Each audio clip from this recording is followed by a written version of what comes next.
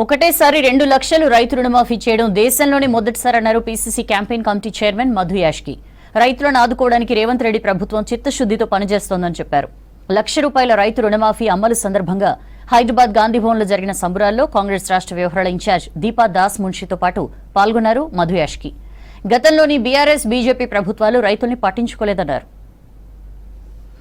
చాలా సంతోషకరమైన దినం, చరిత్రలో లిఖించదగిన దినం.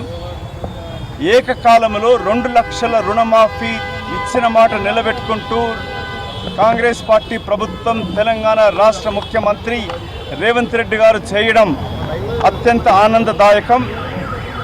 ప్రధానమంత్రి రైతుల్ని 10 సంవత్సరాల నుంచి మోసం చేస్తూ రైతుల యొక్క ఆదాయాన్ని దిగునీకృతం చేస్తానని చెప్పి, ఎంఎస్పీ డబుల్ చేస్తానని చెప్పి మోసం చేస్తూ కొత్త చట్టాలు తీసుకొచ్చి అన్నదాతలు నడ్డి విరుస్తూ ఉంటే 10 సంవత్సరాల బీఆర్ఎస్ పాలనలో 2 పర్యాయాలు 1,00,000 రుణమాఫీ అని అంటూ మోసం చేసిన చంద్రశేఖరరావు ఒక దిక్కు అవుతే, రైతు బిడ్డగా రైతు కుటుంబం నుంచి ఎదిగి ఎంత కష్ట నష్టాలు వచ్చినా తెలంగాణ రాష్ట్ర ప్రభుత్వం అప్పులో కూరుకుపోయినా ఇచ్చిన మాట నిలబెట్టుకుంటూ తాను ఒక రైతు కుటుంబం నుంచి వ్యక్తిగా ఇవాళ రేవంత్ రెడ్డి గారు ఒక సాహసోపేత నిర్ణయం, ఏకకాలంలో తెలంగాణ రైతాంగాన్ని, అన్నదాతలను ఆదుకోవడానికి కొరకై 2 లక్షల రుణమాఫీ చేస్తూ ఇంచుమించు 70 లక్షల రైతు కుటుంబాలకి బాగు చేస్తూ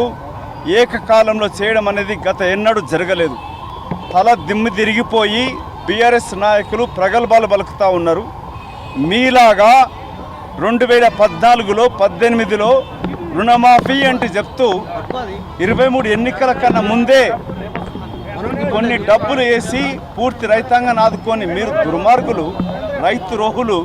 ఇవాళ రైతు బిడ్డ తెలంగాణ ముఖ్యమంత్రి రేవంత్ రెడ్డి చేసిన నిర్ణయాన్ని విమర్శించడం మానుకొని తెలంగాణ రైతాంగంతో వాళ్ళ ఆనందులు